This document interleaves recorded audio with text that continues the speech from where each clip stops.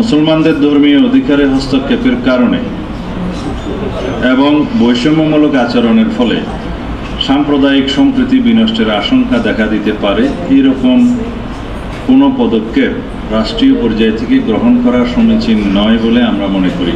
ওয়াকফ বোর্ডগুলোর অধীনে প্রায় 10 লক্ষ একর সম্পত্তির মধ্যে অধিকাংশই ব্যবহৃত হয় মসজিদ, মাদ্রাসা, কবরস্থান ও এতিমখানার মতো জনকল্যাণমূলক কাজে।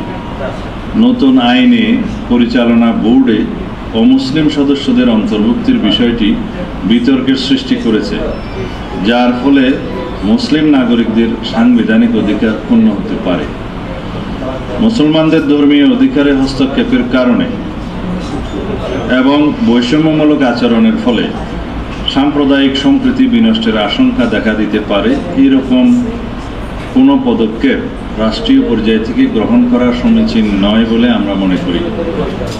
ভারতে অন্যান্য ধর্মাবলম্বীদের এই জাতীয় বোর্ডে অথবা কোনো আইনি সংগঠনে ভিন্ন ধর্মাবলম্বীদের কোনো অন্তর্ভুক্তি দেখা যায় না। সেক্ষেত্রে এই আইনটি একটি বৈষম্যমূলক আইন হিসেবে বিবেচিত হবে।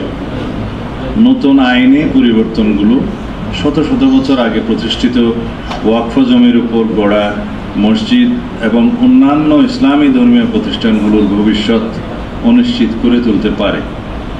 নতুন আইনে অমুসলিম সদস্যদের এই সম্পত্তিসমূহের ব্যবস্থাপনা ও প্রশাসনিক দায়িত্ব পালনে যে এখতিয়ার প্রদান করা হয়েছে তা মুসলিম নাগরিকদের ধর্মীয় অধিকারে সরাসরি হস্তক্ষেপের শামিল। তাদের মতে ওয়াকফ বোর্ডের পরিচালনা মুসলমানদের দ্বারাই হওয়া উচিত।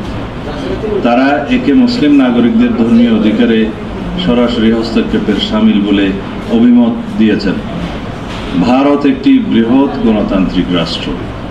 বৃহৎ গণতান্ত্রিক রাষ্ট্রে সকল ধর্মাবলম্বী নাগরিকদের ধর্মীয় অধিকার রক্ষায় রাষ্ট্রের অভিভাবকত্বের ভূমিকাকে সমুন্নত রেখে উক্ত আইনটি ভারত সরকার পুনর্বিবেচনা করবে, আমরা এই আশাবাদ ব্যক্ত করছি।